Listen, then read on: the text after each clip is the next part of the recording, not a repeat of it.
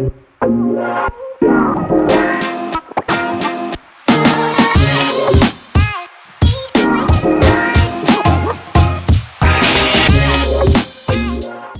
everyone. Welcome back to Lawyer Mom Diaries. I'm Michelle, and I'm so excited for today's episode.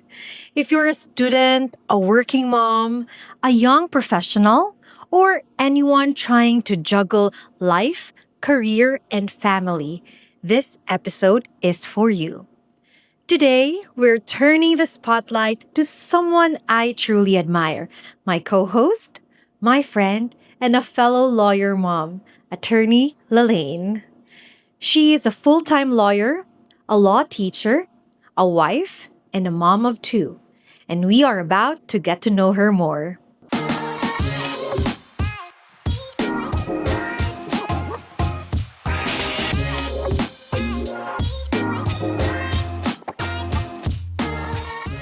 Hello, Attorney Lalaine. How are you? Hi, Shell. Welcome to our second episode of Lawyer Mom Diaries. Welcome, guys. So, my first question would be, what were you like as a kid? Were you always the studios type, knowing that you're now a lawyer? Were you showing signs of becoming a lawyer ever since you were a kid? Um, I am not a studious type. I'm not even one of those exemplary students in grade school and high school, just an average one. I'm the classic type who's like gentle, soft spoken, and even a crybaby shell. So I wasn't the type who excelled in class, and teachers would think this person would really become a lawyer. In fact, among my siblings, out of five, two brothers and two sisters, if we were to rank among ourselves who has the strongest personality, I would rank the lowest because as I've said, I'm the calmest person among the feisty and really strong personality. So going back, it was a surprise that I became a lawyer. So, for example, Shell, in Canada, if I have to return something to the store and fight with my rights, they are my lawyers. They fight for me, especially my sisters who would really argue for their rights. So, growing up, I'm the person you cannot expect to end up as a lawyer. Wow, that's such a surprise. So, when did the idea of becoming a lawyer even enter into the picture? Was there a turning point somehow? It actually didn't cross my mind until I reached third year college. I took up AB Political Science at the University of San Carlos, and in our third year, we have already this law subjects. And when I saw my professors, I was so amazed and I was so impressed. And I told myself, wow, I want to become a lady lawyer like her. So I was so impressed that that led me to taking up law. Did you have any specific law professor that you admired and encouraged you to, enroll in law school? I remember one Shell, Attorney Joanne Largo. I think she's your mentor in your moot court. My mentor also in the debate when I did debate in the College of Law. She was my constitutional law professor when I was in third year political science, and she's also a political science major. One of the many professors that inspired me to pursue law. Right, indeed, I can attest that Dean Joanne really inspired a lot of law students, and I think you also. definitely, definitely. So it was like an afterthought while you were taking up political science, right? Yeah, exactly. Unlike others who think that I'll go to Pol Sci, a pre-law for my law, I was taking a Pol Sci not because of law, because as I've said, it didn't come into my mind yet at that time. And part of Michelle, why I took up law is that I don't want to be like given the impression that I'm just the meek, soft-hearted girl who easily cries, a crybaby. I want to be perceived as an empowered woman. And at that time, I felt that studying law was the key to that. Of course, I was also interested in the law itself that made me want to pursue law. Wow. So you were a political science major. It is a usual assumption, indeed, that political science is a pre law course, but this was not why you specifically chose this course, because, as what you have mentioned earlier, it was only an afterthought, right? Yes, that's true. As I've said, it only came in third year, and but I'm so glad and fortunate about my course. It opened a lot of opportunity for me. From being like a shy type, I was so active in college. I joined co-curricular organizations such as the was so active in the Carolinian Political Science Society, extracurricular organization, even joined the student council back in college. And I thank that this opportunity was given to me by being a pol sci major. So tell us, what can you say about your college experience, your college life? Well, it was really unforgettable, a memorable one. Like I said, if back in high school or in grade school I wasn't that exceptional student, I was so glad that college opened my or the college gave me one of my biggest dream to make my parents proud during graduation. That for me made a very significant mark in my college. And aside from that, because of the many things that I have joined and attended to, I always have this memories, not just on the academics. That's why I tell my students that make the most out of your college years. Try to hit those academic goals, but also go out, have fun, join activities, build friendship, and join all the whatever opportunity the school is able to give. Because when you leave the four walls of the university, what you usually remember the most are not the lessons that you've learned in the four walls of your classroom, but more on the people, the laughter, the crazy, wonderful moments we've had with our friends, classmates, and that marks our college life. Right. So, for those listeners that we have right now who are not so excellent during elementary and high school, don't fret, because, like Don't give attorney, up. yeah, don't give up. Like attorney Lalaine, there's still a chance for you to excel. Imagine she graduated with Latin honors in her college life, and I agree with you definitely that life gets better when you have good company and good friends. So let us go to law school. After college, you went right away to law school, right? Yes, Shell. By the time I graduated, I was so determined I will go to law school. However, it wasn't an easy path for me. Unlike some of my friends I met in the student council, wherein I joined them for some like internship in the office of the president. Most of them were convinced by their parents to go to law school. And some of even my closest friends were bribed. We'll give you car just for you to go to law school, but they don't like. So they did not go. But here I am. I want to go too, but I cannot because at the time my parents already expected, oh, you're already graduate. You have to work and help us financially with your siblings. But because I wanted to, I looked for means. And which is I started hunting for like scholarships while I was also applying for work.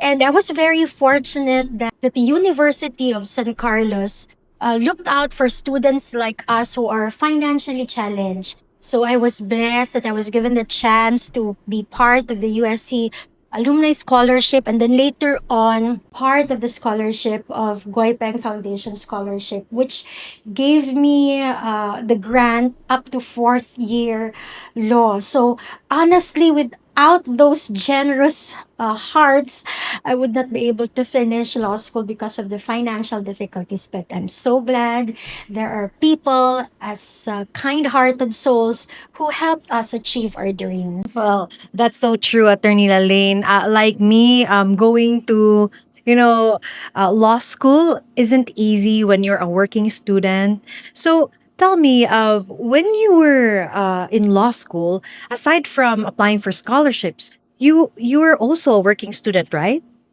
Like you, I was also a working student. It's difficult that because when you say scholarship, it's only for the tuition. How about your other expenses? And you have graduated already, you are expected to contribute also to the finances at home. So I was looking for a job, I applied to several companies, and in the course of my application, I got a call from Department of Political Science and offered me that a teaching position. So I was so happy then because I was really desperate to have a job, to have a work, and then while studying law. So up until today, I'm still part of the department. I'm still a part-time faculty teaching the political science student. So, how was your experience that you were a student at the same time you're also teaching in the same school, University of San Carlos? Did you have any bloopers moment? Yeah, very exhausting, very tiring because shall imagine that I have to be there at the USC main campus at as early as 6:30 to catch the bus going to Talamban campus. I will have my 7:30 a.m. class and then I have to catch the bus again in the afternoon to make it to my evening classes in the main campus. That was my routine back then. In fact, there was an incidential that the salary of the faculty. I think it usually goes to ATM 12 of every month. And there was a time we were out studying, and I didn't have any money for my fare going back home. But I was so confident because it's every time it's 12 midnight, the salary goes to our ATM. Okay, we're going home already. But then there was no money there. So that was the first time that there was a glitch in the system. It didn't go into the 12 midnight. So we have to walk from like Fuente going home in the city. And that was a very memorable one. We were in Mango, Fuente, with some of like teachers who were also law students at the time, my classmates. But when you realize there's no salary coming in, it's already 12 midnight. Oh, some I have to walk. Mine is just like in I think Banawa at the time, so okay lang. But some had to walk to Labangon because there was no salary. So those were the fun thing about being a working faculty at the same time struggling in law. So, tell us about your experience as a working student, juggling your scholarship, maintaining your grade, I suppose, and at the same time, earning a living so that you can also, pay for your day to day expenses. Oh, yeah, it wasn't really easy. It's not that I have only to pass the subject. I really have to maintain the scholarship grade. Otherwise, I would lose my slot in the next semester. So I had to juggle work and studies. And there was one memorable experience I've had that when I was in fourth year, I was hospitalized. But I felt better already, but I still have to stay 2 more days to continue my IV medication. But I have a test in remedial law. I wanted to take the exam at night and just go back. So I pleaded to my doctor, can I just leave the hospital? You don't have to discharge me. I'll come back after the exam. I don't want my exams to be piled up the next week. So the doctor said, okay, I'll give you a chance, but you have to come back after the exam. So I was taking the exam with my IV catheter in my hand. And I finished the exam. And after that, I went back to the hospital. So those were one of my crazy moments hustling with law and work at that time. But it was all worth it. That was indeed crazy. Imagine you're not yet discharged and that determination for you to take up your remedial Yeah. law exam and then go back to the hospital to continue your IV. Crazy moment. Crazy But moment. that's some grit that you have. And a lot of our listeners here are law students. What's your advice for them? For the law students, if this is what you truly want, commit for that particular undertaking up to the end. There will be so many sleepless nights, anxiety, there will be self-doubts, there will even be times that we fail in the subjects. But if you think that this is what you really want, continue to pursue. And for those who are still who are law students but doubting whether to become a lawyer, think about it, reflect even more. If you're still uncertain, that's perfectly okay. Take time to think hard and really reflect on your purpose of being. Ask yourself, why do I want to do this? Can I see myself living and breathing the life of a lawyer? If yes, then go for it. If no, then think twice if your purpose is sufficient for you to keep going. What's your advice for working students and those that have to maintain a certain grade for their scholarship, just like how you did? I think time management, Shell, is very important. You have to use every bit of a time or a chance for you to read and study.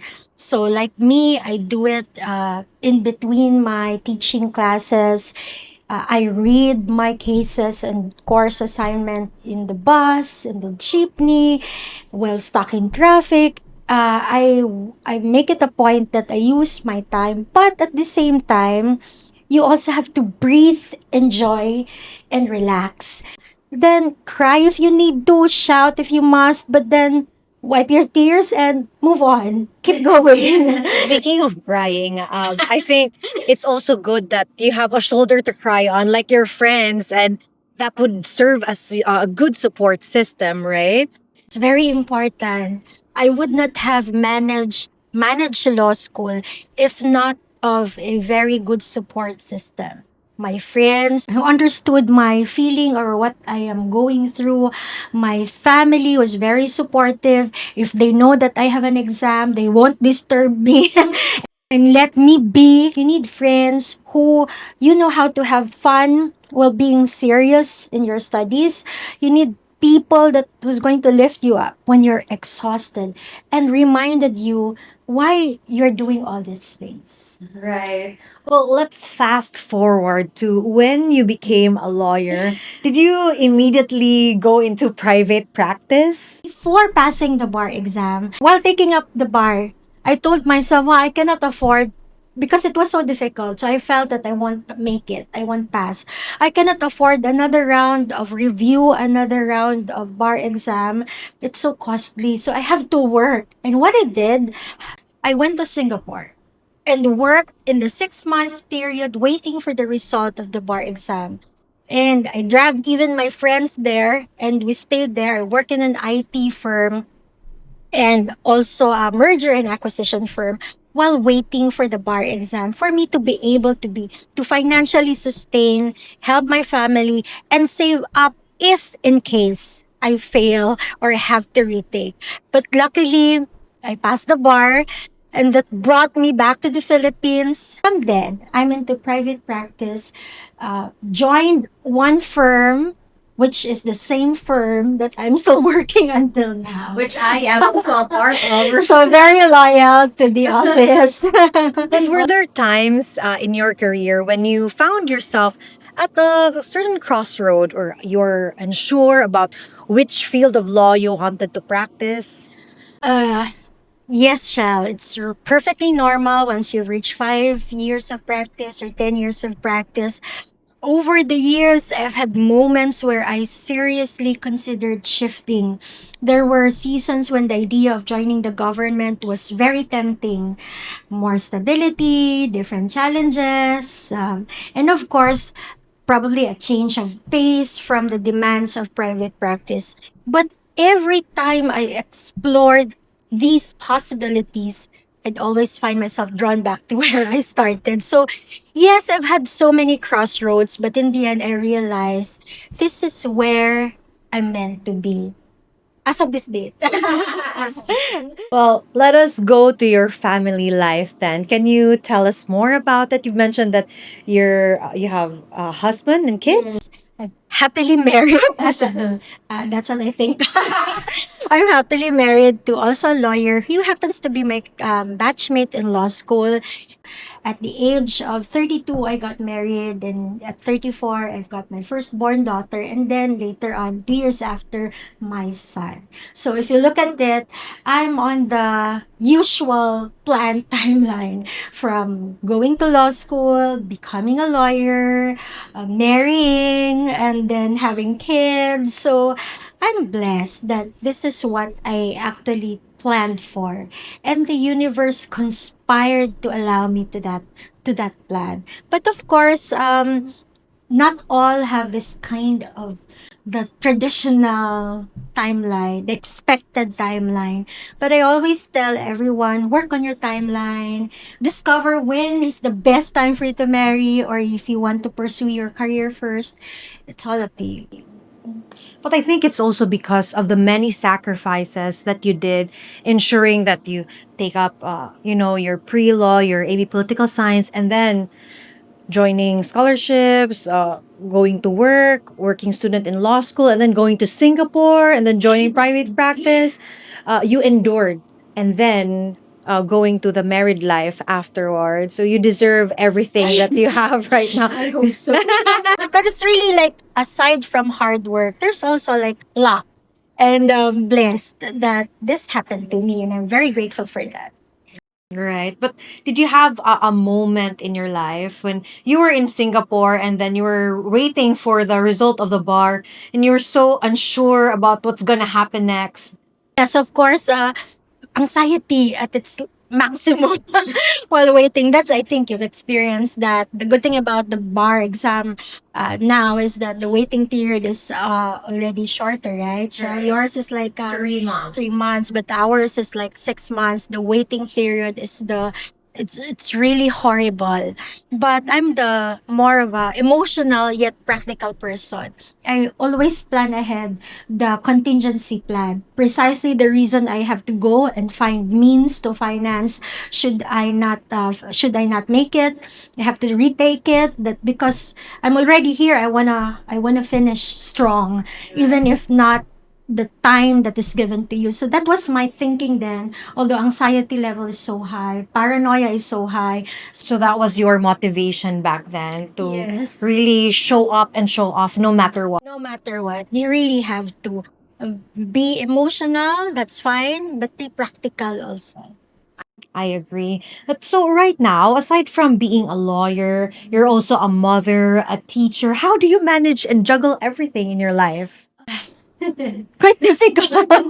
It's very difficult, Shell, but I make it a point to spend more time with my kids despite the very busy schedule, from lawyering to even running a small business and even teaching at night.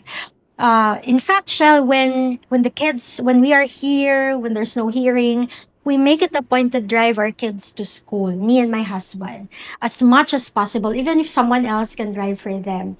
Because we share the same principle with my husband that life is short, and that the next thing we know, these kids might not be a fan of yours already and will have their own world and will not go with you already. And that's so sad. That's why, as much as possible, we try to spend more time, travel with them, and I'm doing, even helping them with their schoolwork every night after work. Of course, I don't discredit the people around me who made me able to do it, Shell. And I think you will also agree with me with that. The ates, the kuyas at home, my husband, all of us combined helped me able to work, to juggle career, to maintain all the things that I have to do, at the same time be a hands-on mother to my kids. Well, I agree. It really takes a village to raise children. And you know what? It is indeed a luxury and a privilege to be able to take care of our family, to drive our kids to school, to be able to be there for them. And for that, we are grateful that we can still do it despite our busy and and hectic That's right. working schedule as working moms. Yes, it's really a privilege, and I think not all enjoy that privilege. So we will treasure it while we can. We are able to drive them, pick them up to school, go with them to soccer tournaments like you do. So really a privilege for me. It's not an obligation because not all have that privilege to be with them. And just for our listeners, in case you don't know, we are soccer moms. Soccer mom. Sometimes every weekend, we catch up with our son and, cheer for them with her soccer. Hiring, teaching, business, mother, and soccer moms all together. But before we end this episode, let's have a quick fire Q&A, like a boy abunda. Isang tanong, isang sagot. All right. So just answer the first thing that comes to your mind. Coffee or sleep? A sleepyhead, but I love coffee. Coffee is life. Coffee. How do you relax? Massage, my best part. Best parenting hack. To stay as calm as possible. Lights on or lights off? And before we wrap up, what advice would you like to law students struggling today? To law students, laban lang. Kaya niyo yan. Every single lawyer who you look up to once was there exactly where you are right now. Doubting, tired, and overwhelmed. But they keep on going, and so can you. So, How about for moms who feel like, they're not doing enough? There's an endless task ahead every day. you are more than enough. Your love, your presence, and your commitment matter far more than being a perfect mom. And how about those working mothers who are not as privileged as we are in terms of balancing career and family as easily as others? Do you have any advice for them? It doesn't really make you less of a mother just because you aren't able to balance it or you are not there for them. We all have different parenting styles and circumstances, especially those who have to work abroad for their welfare. What matters most is what that your children still feel loved, valued, and supported despite the circumstance. I have a curious question. Do you have any advice to those who are husbands or boyfriends of law students or those people in law school? Be the number one support system to your partner because law school is like a mental, emotional, and physical marathon that your encouragement, even just your presence, can make all the difference between giving up and pushing through. Don't demand for so much time because they already lack time. Be very understanding. Maybe you can study together in a coffee shop. How about for young women or even men dreaming of becoming lawyers? What's your advice for them? You can truly see yourself as a lawyer, go for it. Commit fully, overcome any financial challenge, find resources, discover your strength, and keep working on them. There will be obstacles, but your persistence will be your greatest asset. Just show up and be there. Right. Just have that grit and determination. For those who are still in high school or college students who are shy, just like how you were back then, but dream of becoming lawyers, what's your tips for them? Being shy when you were younger, it doesn't really disqualify you from becoming a great lawyer. You can be a soft spoken like me and still be powerful in your own way. Find your voice, sharpen your skills, and remember that law practice has different kinds of avenues and advocates. Find where you can be better and where you can stand out. And there are also those lady lawyers who are worried about society's imposed timeline. And as you have mentioned earlier, that you're also imposing a timeline for yourself back then. But right now, what's your advice for those who are also imposing timeline and being very hard on themselves right now? I said I have the timeline that I prayed and planned for, but there's no right timeline. Live life at your own pace, on your own terms. Don't let other people's timeline or milestones dictate your path. Just because he's already married, you have to force marriage. You'll know when the timing is right for you. You know better, not anyone else, but only you. Because you're going to be the one living that life anyway. Yes, Both the wins and the losses, the consequences and the price for each action or each option that you choose. How about the working moms in the struggle of balancing family life and career? I remember when I attended one seminar, someone told me there's no amount of success in business or in career that will compensate your failure in your family. And that line stayed with me ever since. I'll be honest, I'm still figuring out how to strike that balance. In fact, few years back, I've been told at times that, or you're taking too much responsibilities, you're having so much positions, work here and there, teaching, that my time for my family already suffered. That's a hard truth to hear for me at that time. But it was also a reminder to realign my priorities, my children, my husband. For me, it's not yet perfect. It's still a work in progress. I'm still working it out. But as long as we are aware that we have the need to balance and keep making intentional choices, I believe it's still possible to find fulfillment in both your career, in what you wanted to achieve, in your goals, at the same time succeed and have a happy family life. Right. But speaking of fulfillment, now that you've mentioned that, did you have any point in your life where you said, I'm not fulfilled with this kind of life? What was your lowest point in life? There were so many, especially back when I was in college down to law school. I was completely emotionally drained, physically weak. One challenge to another. Aside from the financial challenges, my family members were sick. It was so chaotic. Everything felt like it's really chaos. Those years I was really tested. The and looking back, they were truly my lowest point, Shell, that I thought I would not be able to make it because of the continuing challenges that come along with my family. And I'm glad right now we were able to overcome it. My siblings and my parents are all there in Canada. Very, very glad. But before that, we've had all the worst typhoon and storms in our life as a family. And for me, that was my lowest point. Well, speaking of overcoming all those challenges that you have mentioned, what was then the highest point of your life that you can consider? Oh, I'm really glad that this all happened. Probably marrying the person I prayed for. And with my and being blessed with two beautiful kids. So if I remember now having the marriage that I have and my two beautiful kids, for me this is worth celebrating after all that I've been.